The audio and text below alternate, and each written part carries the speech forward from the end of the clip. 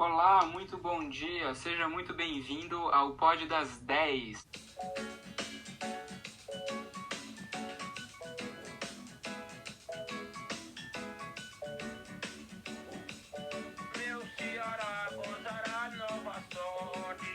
Hoje nós vamos falar sobre a Guerra de Canudos e também relacioná-la com a história da imprensa, falar um pouquinho sobre como a mídia distorceu e ainda distorce várias lutas das classes sociais. Para essa nossa primeira edição, meu nome é Fabrício De Biasi, estudante de jornalismo na PUC São Paulo. Estou aqui com a Rebeca Anzelotti. Oi, bom dia. Também está aqui na nossa conversa a Majoí Costa. Bom dia, gente. Um prazer estar aqui. Também está aqui Jéssica Midoli. Olá, gente. Bom dia a todos. E também Nicole Conchon. E aí, família, bom dia. Bom dia para todas vocês, todas estudantes de jornalismo da PUC São Paulo também, tá, gente? Hoje nós vamos falar, como eu falei, da Guerra de Canudos. Queria agradecer aqui já previamente ao professor Arbex que nos deu essa oportunidade. Vamos embora. Eu acho que não dá pra gente falar sobre Canudos sem antes contextualizar com a situação que o Nordeste estava enfrentando naquele momento. Tinha muita crise naquela época, muita miséria assolava o povo nordestino, por conta de vários fatores. Naquela época, o Nordeste estava passando pela grande seca, que matou mais de 500 mil pessoas, né? Também a decadência dos engenhos, os senhores ricos, donos das fazendas, das produções, estavam passando por uma certa crise por conta da abolição da escravidão. Não tão recém, né? Mas realmente o problema é que os recém-libertos escravos, eles não receberam apoio nenhum da República para serem inseridos na sociedade, nenhum tipo de auxílio, nenhum tipo de indenização. Então, muitos desses recém-libertos escravos, eles estavam em situação de grande miséria, sem ter para onde ir, passando muita fome. Então, eles buscavam algum tipo de esperança, algum tipo de salvação, porque naquela época, naquela seca enorme, naquele deserto sem fim do Nordeste, naquela terra toda craquelada, era muito impossível você conseguir até água era impossível você achar naquela época. E foi aí que a figura do Antônio Conselheiro ganhou ascensão, né? Ele era um andarilho. Eu vi em um lugar que ele até tinha sido tentado ser professor na época, então, ele não tinha nenhum cargo, assim, oficial. Era um andarilho que caminhava pelo sertão do Nordeste sem rumo mesmo, e que ele chamava Antônio Conselheiro especialmente porque ele era bom com as palavras, ele era bom em se comunicar com as pessoas, e ele foi juntando muitos seguidores por conta disso, porque as pessoas viam uma certa esperança na figura dele, algum tipo de salvação, e por isso que eles começaram a seguir os ideais dele, os discursos que ele pregava, ficava muito popular e reunia muitas pessoas que vinham ouvir ele. E foi por esse motivo que ele se tornou bem popular. A criação de Canudos foi criado em uma fazenda abandonada, né, na área de uma fazenda abandonada, antes de ser Canudos, era chamado Belo Monte.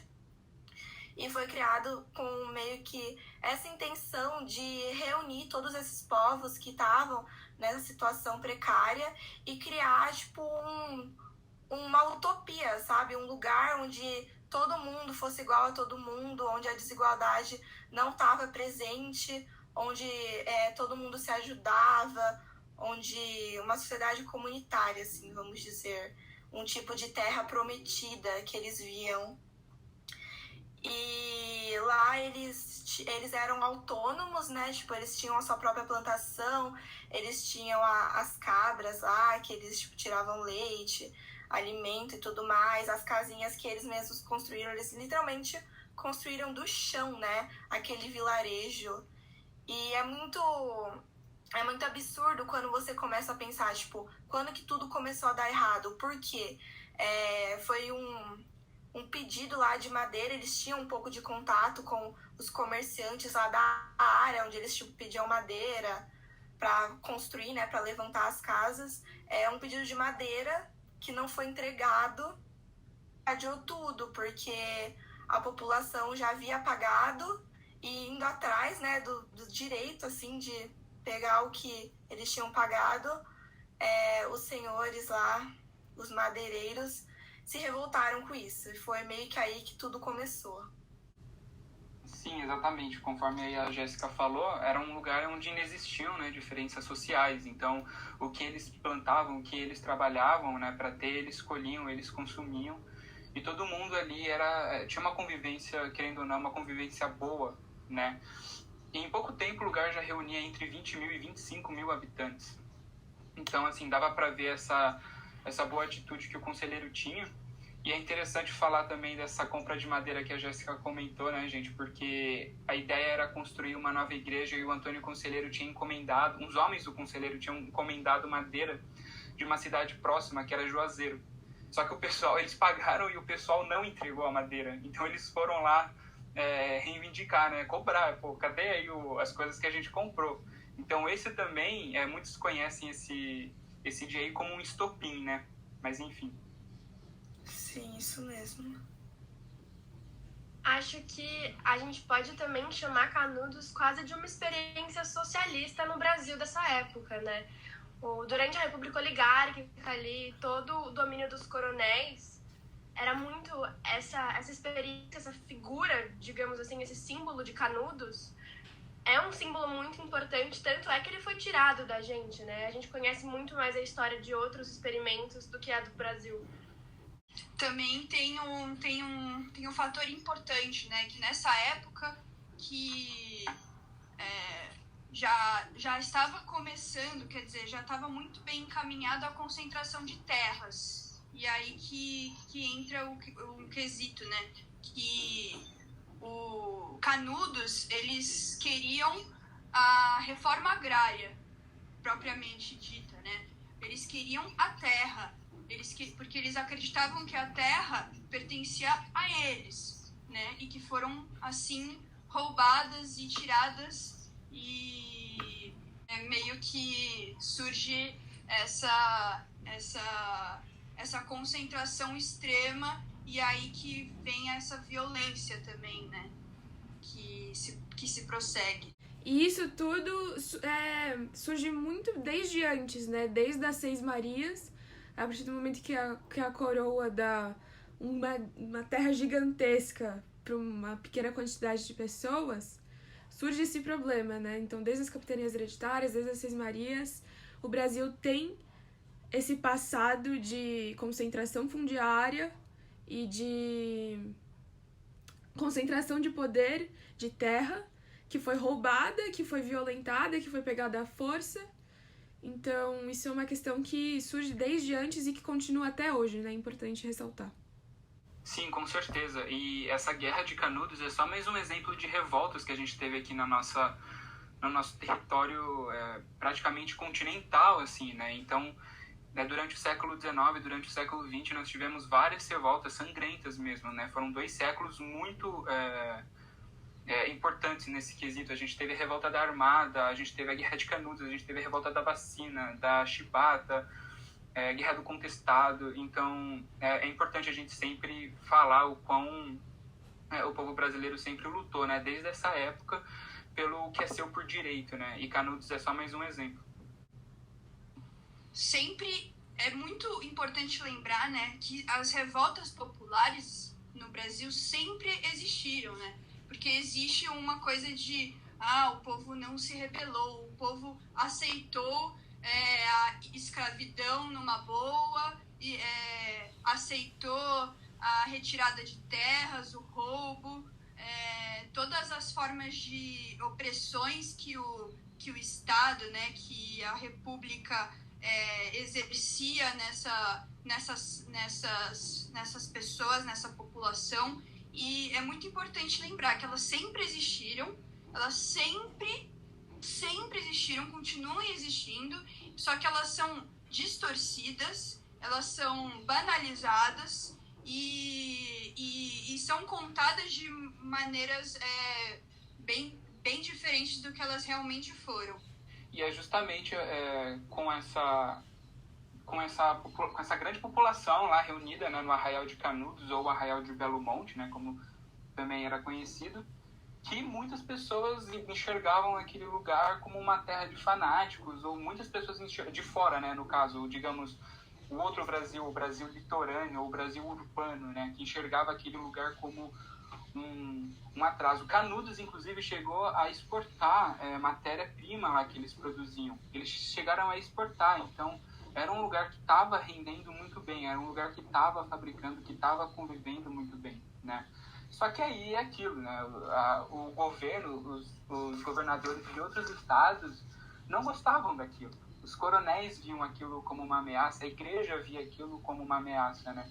E a partir disso, a partir desses preconceitos que eles tinham, que eles deram início, aí sim, definitivamente ao conflito de Canudos, né? A Guerra de Canudos. Nossa, sim, isso que o Fabrício falou, eu vi uma frase esses dias que falava assim, uma frase que representa as autoridades republicanas, né, que eu não te dou nada, porém não quero que você consiga por conta própria, que essa autonomia que Canudos tinha revoltava muito a República, porque realmente era outro Brasil dentro de um Brasil, e eles estavam se saindo bem, estavam, tipo, lucrando, estavam triunfando, e isso irritou muito a oligarquia, né? E é muito legal essa coisa que a Rebeca e a Nicole falaram sobre essas lutas apagadas, porque eu particularmente estudei em escola privada, de elite, e eu não aprendi sobre Guerra de Canudos, eu não aprendi sobre Conjuração Baiana, mas eu aprendi sobre a Guerra do Contestado. Então, mesmo a gente consegue observar esse apagamento de lutas desde a educação do ensino básico, né? Então, a Guerra de Canudos em si aconteceu no Arraial de Canudos, no sertão bem pra dentro na Bahia, entre os anos de 1896 e 1897. Apesar de ter sido pintada como uma revolta missionária, a Guerra de Canudos foi a revolta de uma comunidade autônoma. E foi justamente por causa do desenvolvimento de sucesso dessa comunidade que ela se tornou uma ameaça à ordem da República Oligárquica que reinava no Brasil. A comunidade foi acusada de monarquismo e de ameaça à ordem política republicana. Por ser uma comunidade de igualdade, onde se instituiu uma espécie de socialismo, o coronelismo e a ordem aristocrata do Brasil na época viu ali uma espécie de ameaça, assim, quase como um Haiti é aqui, segundo Caetano Veloso. Os opositores de Canudos não por acaso eram os fazendeiros, grandes latifundiários, os governantes e os padres. A guerra aconteceu após um episódio de um bolo, que eles tomaram, um bolo financeiro, mas na minha visão isso foi mais uma gota d'água, ou foi mais um jeito de dizer que a guerra começou, porque na verdade o governo tentou 3 expedições e fracassou em 3 expedições para tentar destruir a comunidade. Eles foram recebidos com muita resistência e foram destruídos nas 3 vezes que eles tentaram. Na 4ª, com uma tropa gigantesca, estadual e federal, eles conseguiram destruir o Arraial de Canudos e massacraram a população que vivia ali. Exatamente. Tipo, na época, né, o então presidente do Brasil, Prudente de Moraes, ele viu que, de fato, ali, depois de 3 expedições, o povo estava resistindo, e aí ele acabou mandando o próprio ministro da guerra na época, né, se eu não me engano, o Marechal Bittencourt, a assumir diretamente o controle das operações. E aí, sim, foi quando rolou a 4ª e última expedição, né, e, enfim, acabou dizimando a população de Canudos. Inclusive, o Antônio Conselheiro ele acabou falecendo um pouco antes da guerra acabar. E aí, no final, quando, enfim, a guerra acabou, eles decapitaram o Antônio Conselheiro e levaram como troféu. E é importante ressaltar que a ordem era matar, né? Então, criança, mulheres grávidas, eles mataram, né, todo mundo e colocaram fogo em todas as casas. E, se eu não me engano, acho que uma das únicas fotos do Antônio Conselheiro é ele morto na 4ª expedição. Foi uma coisa extremamente violenta. Nossa, uma curiosidade que eu acho muito legal lembrar aqui é que na primeira expedição, né, que eles tentaram exterminar a população, os canudenses, eles tipo, foram com armas muito, muito antigas. E quando eles mandaram as tropas embora, eles foram muito inteligentes, que eles pegaram as armas dos soldados. Então, na segunda vez, na terceira vez, eles estavam muito mais preparados, porque as próprias tropas republicanas, assim, cavaram a própria cova, de certa forma, né? Eu acho muito importante a gente falar também sobre como essas 3 expedições fracassadas do governo oligárquico foram nada divulgadas, assim. A história que foi contada da revolta messiânica foi que era uma revolta messiânica e que ela foi destruída e a sua população massacrada pelo governo. A revolta deles não foi, a resistência canadense não foi contada. E é muito importante ver a relação que a imprensa teve na narração de fatos de Canudos, né? Mas antes da gente falar isso a fundo, eu acho importante a gente recapitular como que a imprensa no Brasil foi fundada e, para isso, ver a relação da imprensa no Brasil e do surgimento da imprensa na Europa e nos Estados Unidos. Na Europa, a imprensa surgiu no momento da reforma da Igreja Católica, do surgimento das revoltas protestantes e do ingresso da Europa no mundo letrado, né? Então, a Europa começou a entrar no mundo letrado e o jornalismo estava lado a lado nisso. Além disso, o jornalismo ele teve um papel muito forte na narração das grandes lutas sociais que teve na Europa, do iluminismo, da Revolução Francesa. Então, a imprensa na Europa ela surge muito com um viés ético, dos direitos humanos, dos direitos da liberdade, da busca da verdade, né? Já nos Estados Unidos, ele surge muito com essa tecnologia, o fator tecnológico muito forte. E a imprensa não foi diferente, né? Então, assim que se combinou a máquina a vapor e a impressora, a imprensa deu um boom. Só que nos Estados Unidos era um pouco diferente. Na Europa tinha esse viés meio ético, meio de direitos humanos, e nos Estados Unidos era uma coisa mais mundana, entre aspas. Era uma coisa mais de narrar assassinatos, divórcios, uma coisa mais do cotidiano. Tanto que teve a imprensa barata de 1 centavo em Nova York, né? Era uma coisa totalmente diferente.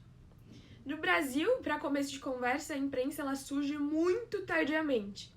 Só para vocês terem uma ideia, no México surgiu lá por 1539 e no Brasil surgiu em 1747 e foi de forma clandestina, né? O Isidoro da Fonseca ele introduziu a imprensa de forma clandestina, tanto que a coroa depois ela confiscou esse jornal, foi uma loucura, né?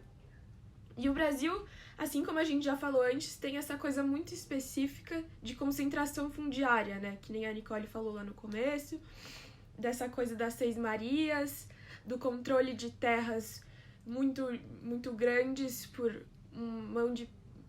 uma pouca quantidade de gente. Fora isso, também teve o escravismo muito prolongado. Ele durou muito tempo e a economia era baseada nisso, né?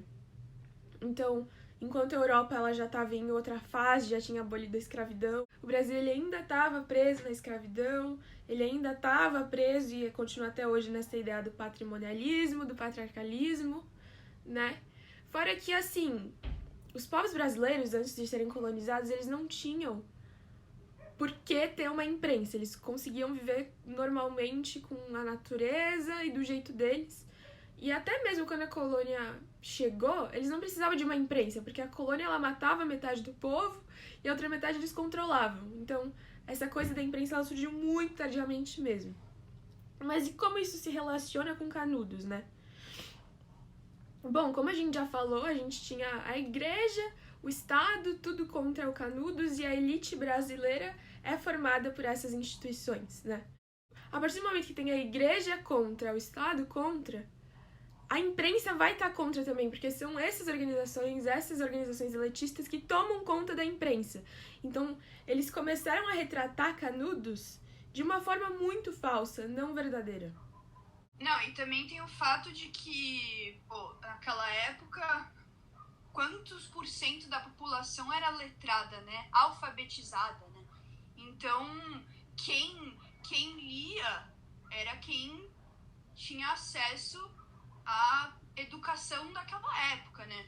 Que propriamente era para europeus, filhos de portugueses, brasileiros, filhos de europeus, descendentes de senhores de engenho e tudo mais. Então, a mídia era da elite para a elite, né? Da antiga burguesia na época, né? Para quem se espelhava nessa própria burguesia.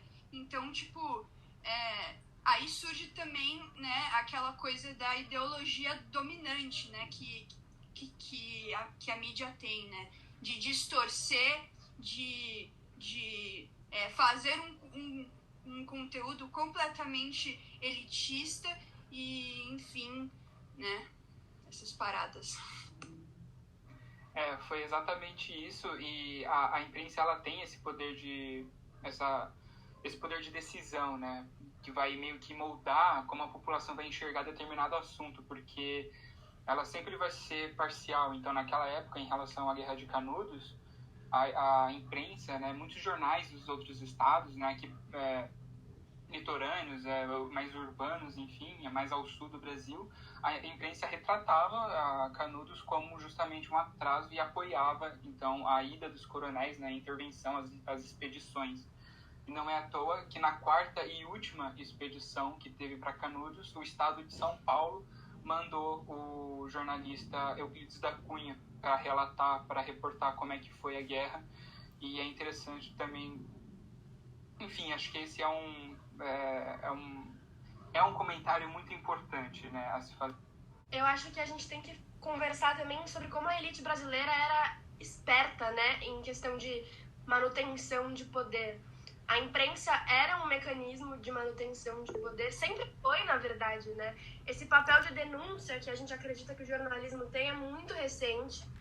E o fato de eles enxergarem, a elite, né? Enxergar Canudos como uma ameaça é muito importante, assim, é muito entender esse fato de que Canudos era uma ameaça para o governo, para a ordem oligárquica, justifica absolutamente todo o enquadramento da imprensa da época e toda a pinta messiânica e fanática e como se eles fossem completamente loucos que deram e que a gente tem até hoje. Se você for perguntar para qualquer pessoa que conhece, porque muitas poucas pessoas conhecem a história de Canudos, porque as histórias brasileiras que a gente conhece de um jeito errado, né? E isso é muito, muito importante de ser dito. As pessoas não sabem o que aconteceu de fato, se sabem o mínimo, entendeu? E é muito importante a gente falar sobre isso. A imprensa, ela transformou Canudos, que era uma comunidade autônoma, em um inimigo absoluto, né? Foi uma coisa completamente distorcida. Eles espalhavam falsidades, assim, abertamente. E eu peguei aqui uma frase de Olavo Bilac, que ele escreveu na época, sobre Canudos, que retrata perfeitamente o que a gente está falando. Ele fala que, parafraseando Olavo Bilac, a Guerra Civil de Canudos é muito mais grave do que a Guerra do Rio Grande do Sul e da Revolta Naval, porque é uma guerra feita por fanáticos, malucos furiosos, que o delírio religioso exalta. Então você vê como isso é retratado, você vê como isso é feito de um jeito completamente brutal, né? E o Fabrício, ele falou de Euclides da Cunha, e isso é uma coisa muito importante quando se fala da Guerra de Canudos, né? O Euclides da Cunha, ele foi o primeiro correspondente da guerra, ele foi mandado para lá para cobrir a guerra. Ele era um jornalista eugenista, né? Que na época era uma coisa muito, muito presente. Ele trabalhou no jornal da província de São Paulo, que hoje é o Estadão de São Paulo, né? E o Estadão, ele é fundado com uma diretriz de direita, tanto que a Folha de São Paulo, ela foi fundada em contraponto a isso. Não, sim, eu ia falar que a imprensa, ele tem esse poder tão forte que ele faz uma certa lavagem cerebral, podemos dizer, que o próprio Euclides da Cunha, eu vi que antes dele ir para Canudos, né, presenciar a expedição, o extermínio e tudo mais, ele foi cheio de preconceitos também. Ele achava que era realmente tipo, um grupo de fanáticos, que era uma ameaça, que precisava ser eliminado. E quando ele chegou lá, ele viu que não era nada disso, né? Ele presenciou a luta, né? Presenciou o extermínio, o massacre. Ele viu a injustiça, né? Ele viu quão desnecessário foi a expedição. E foi aí que ele meio que decidiu transformar essa obra, né, Os Sertões, em uma forma de apelo, né, para aqueles que foram executados, porque ele viu que não era nada disso, e daí ele quis demonstrar nessa obra, tipo, né, por outra perspectiva. E essa pra mim é uma das reviravoltas mais interessantes, porque ele foi formado pela elite brasileira, ele foi mandado pela elite brasileira lá com a intenção de retratar Canudos como todo mundo estava retratando, para retratar o povo como fanático, como louco, e o que aconteceu não foi isso. No livro dele, ele tem a frase: o sertanejo é antes de tudo um forte, o que foi um baque, foi um dos maiores baques da época, assim, porque desconstrói tudo que a imprensa construiu, né? E Os Sertões, que foi o livro que ele escreveu da guerra, é uma das obras mais importantes da literatura brasileira, tanto que é a primeira obra pré-modernista. Então ele tem um valor gigantesco, e eu acho que eu deveria falar um pouquinho mais sobre Os Sertões, porque tem uma coisa muito interessante, que ele é totalmente inovador, né? É uma obra totalmente inovadora. Ela é conservadora na linguagem, na estrutura, mas a essência e o assunto é totalmente inovador. E eu acho muito interessante que ela se assemelha um pouco com a teoria de Taine, porque, segundo Taine, o que determina é o meio, a raça e o momento. E nos Sertões, o meio seria a terra, a raça é o homem e o momento é a luta. Então tem muito um paralelo com o realismo, com o naturalismo, e eu acho isso uma coisa interessantíssima. E bom, gente, é a partir dessas informações que a gente tira, é a partir desses fatos que a gente vê, que a gente enxerga hoje de manipulação, que a gente escuta, que eu posso aqui, que a gente pode fazer também um paralelo muito bom com um filme recente, né, um filme brasileiro de 2019, que já serve aqui também como uma indicação cultural, né? Eu tô falando, é claro, de Bacurau, filme escrito e dirigido por 2 diretores, né, o Juliano Dornelles e o Kleber Mendonça Filho. Bacurau é um filme que é uma grande alusão, né, sobre a Guerra de Canudos. E também é um filme que critica muito a imagem do povo elitizado brasileiro, que não vê as revoltas que o povo brasileiro teve como algo eficiente, né? Então o filme ele critica essa nossa visão preconceituosa. Então o filme ele é uma grande metáfora, é uma grande alusão à Guerra de Canudos, e ele fala muito bem, ele tem uma narrativa, ele tem diálogos que são diálogos ácidos, que dão aquela piscada para a gente ver o quão o filme está denunciando. É um filme que representou o ano de 2019 como no gênero cinema denúncia, né? Acho que dá pra gente falar um pouquinho assim. Só falando aqui rapidinho, eu já vou perguntar se o pessoal aí assistiu ao filme, mas contextualizando aqui, basicamente, é uma comunidade no interior de Pernambuco. O filme se passa um pouquinho no futuro, não especifica quando. É um filme, né, vale lembrar, de ficção. E conta um pouquinho ali da comunidade de Bacurau, que é uma comunidade que como eu falei, é uma metáfora a Canudos, uma comunidade onde todo mundo ali se conhece, é um povo unido, é um povo que estuda, que trabalha, que tem as suas condições ali igualitárias, né? E eles se veem numa ameaça, porque aos poucos algumas coisas estranhas passam a acontecer na região. Então, primeiro, Bacurau sai do mapa, depois algumas pessoas morrem, e a gente vai conhecendo alguns personagens que estão fazendo parte de uma empreitada internacional, né? Um grupo de estrangeiros que está usando a cidade, que pretende usar a cidade para experimentos, né? E para isso eles precisariam dizimar a população. Então a população precisa se unir e resistir. Então o filme ele fala sobre isso, sobre a resistência do povo brasileiro. O pessoal assistiu Bacurau, quem assistiu ou não assistiu ainda, gostaram, não gostaram? Eu assisti um filmaço, nossa, todo mundo tem que assistir esse filme, tem que ser tipo, sabe, evidências, assim, tem que ser tipo o filme equivalente pro brasileiro. Exatamente, Poxa. porque é aquilo, né, um Canudos moderno, né, digamos assim. E o filme é interessante aqui, porque o filme, como eu falei, tem várias metáforas, falando de algumas rapidinho. No começo, existe uma personagem chamada Teresa, ela tá chegando na cidade, porque ela tá indo para um enterro, para um velório de uma senhora de 94 anos, que faleceu, enfim, e todo mundo enxergava nessa senhora uma figura muito importante.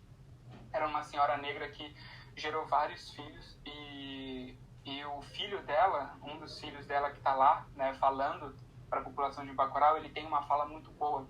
Ele fala que a dona Carmelita foi uma senhora que gerou muitos filhos e filhas, arquitetos, engenheiros, pedreiros, prostitutas, médicos, mas que nunca gerou bandido, e são filhos diversificados e que estão espalhados ao longo de toda a nação, ao longo de toda a região brasileira e também fora, na Europa, nos Estados Unidos. Então isso também acaba sendo uma alusão justamente ao povo brasileiro, que é bem diversificado e espalhado por várias regiões do mundo.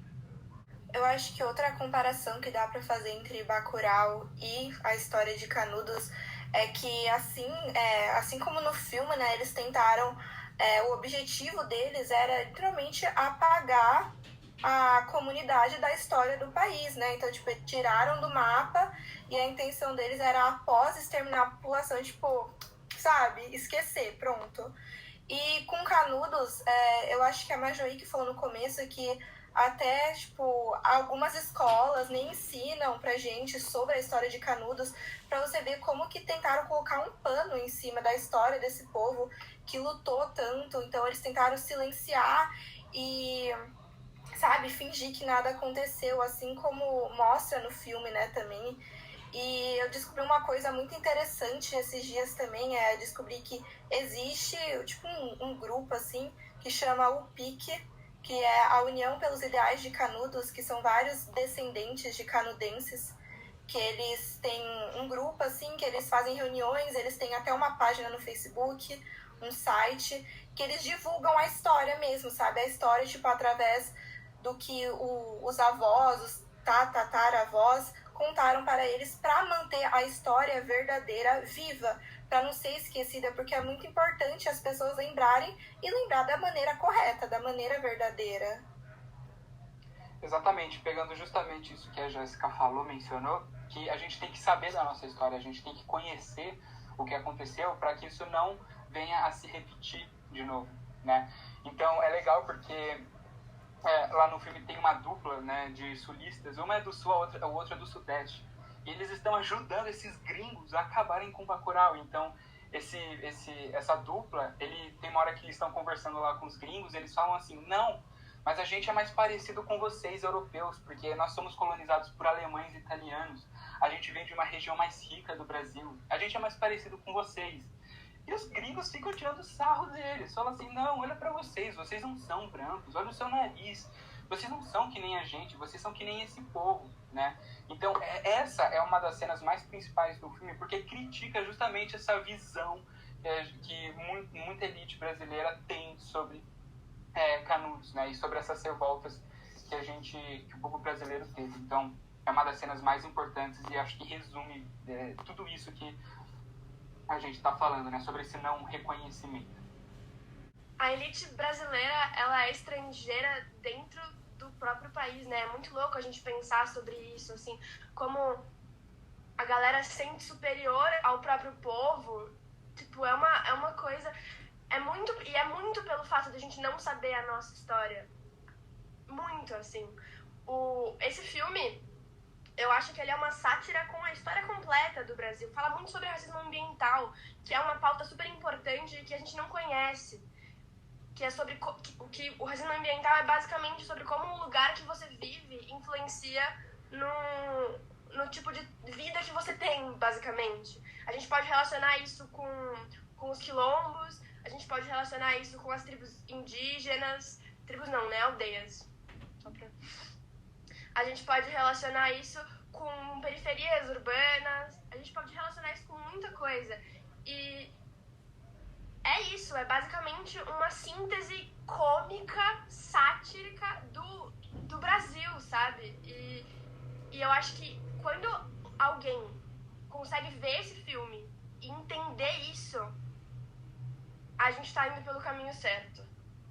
Rapidinho, falando outra coisa do filme aqui, outro ponto assim que eu queria lembrar aqui é que eu achei muito, muito inteligente o que eles fizeram quando no final do filme, alerta de spoiler, quem tá ouvindo, mas no final do filme, após a comunidade conseguir vencer, né, os estrangeiros, eles decapitam todos, colocam assim, né, na calçada, não sei, e tiram foto, registram, e na hora eu lembrei lá dos lampiões, né, na época do cangaço, que fizeram isso, né, decapitaram eles e colocaram assim estantes e expuseram, tipo, como, sabe, como vitória, como troféu e tudo mais. Então eu achei, tipo, muito interessante que eles fizeram isso, só que meio que invertido, né, no filme. Exatamente. E também, pegando aí essa linha que a Jéssica comentou, eu estava comentando lá daquela dupla que estava ajudando os gringos, né, aquela dupla de sulistas, enfim. Quando eles chegam da primeira vez assim na cidade, eles chegam um pouco mais ali com uma intenção pacífica, né? Então eles chegam lá para conhecer como é que é o povo, e até vem uma senhora lá, ela pergunta assim: vocês não querem conhecer o Museu de Bacurau? E eles falam: não queremos, a gente não quer conhecer. Se eles tivessem conhecido, eles saberiam que aquele povo lá, os seus antecessores lutavam, porque lá no museu tá lá cheio de arma, cheio de história. Se eles tivessem ido conhecer, eles saberiam que eles estavam mexendo, que eles iam se dar mal no final das contas, né? E não dá outra. Bacurau resistiu no final das contas, né? Bem aquele negócio que eles foram subestimados, né? O povo brasileiro sempre é subestimado, né? Inclusive Exato. pelo próprio povo brasileiro. Exatamente. É aquela coisa, o Brasil com Z vai matar o Brasil com S, né? Eu acho que dá muito para puxar um gancho agora no MST, né, que é o Movimento dos Trabalhadores Sem Terra, que ele surgiu uns quase 100 anos depois de Canudos, e assim como Canudos, né, eles reivindicam a reforma agrária, eles reivindicam o fim do latifúndio improdutivo, e também eles acreditam, né, que deva haver, de fato, essa despropriação de terras, né, esse fim de concentração de terras, porque até hoje é presente no Brasil. Até hoje, os latifúndios, com as suas grandes monoculturas, com grandes terras na mão de pequenos proprietários que monopolizam as terras, que assassinam os povos indígenas, né, os povos originários brasileiros. Enfim, eles acreditam não só nessa nova sociedade, né, nesse novo modelo de sociedade compartilhado, de subsistência, de sobrevivência, de resistência, né? E é muito importante também a gente ressaltar que eles não invadem terras, né? Não é uma invasão de terras, é uma ocupação das terras das quais sempre lhes pertenceu e que foi retirado deles naquela época, lá em Canudos, antes de Canudos, e isso continua. Então, no Brasil, a acumulação de riquezas que existe no nosso país, ela é presente. A violência desses povos, ela é presente, ela é contínua, né? E o MST é um trabalho brilhante, né? Um projeto brilhante, porque além de acreditar na potencialidade do povo unido, né, na coletividade, nesse compartilhamento de terras, de vontades, de desejos, que assim a gente possa se encaminhar para uma sociedade mais justa, né? E aí entra também o ponto, né? Como que a grande mídia retrata essas pessoas, né? Como que é visto os trabalhadores, as trabalhadoras do MST?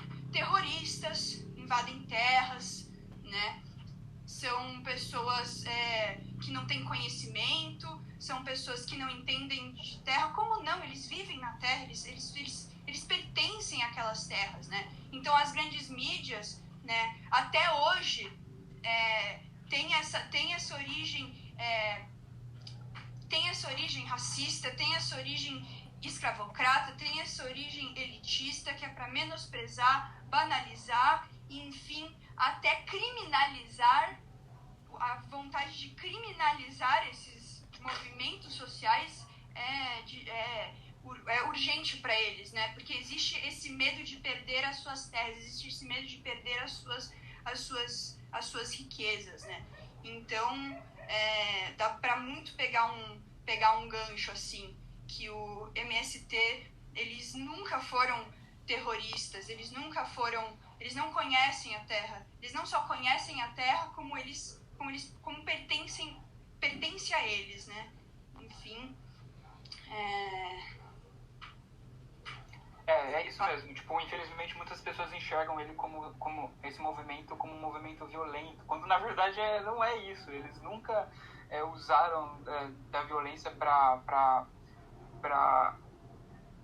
chegar nas terras, né? Enfim, e os movimentos deles são completamente pacíficos, só que muitas pessoas, como o infeliz do presidente, enxerga ele como um grupo de terroristas, né? Já declarou há uns anos atrás falando que a hora deles ia chegar, sabe? Tipo, cacete, uns negócios ridículos que as pessoas inventam pra cima desse grupo, pra cima desse movimento.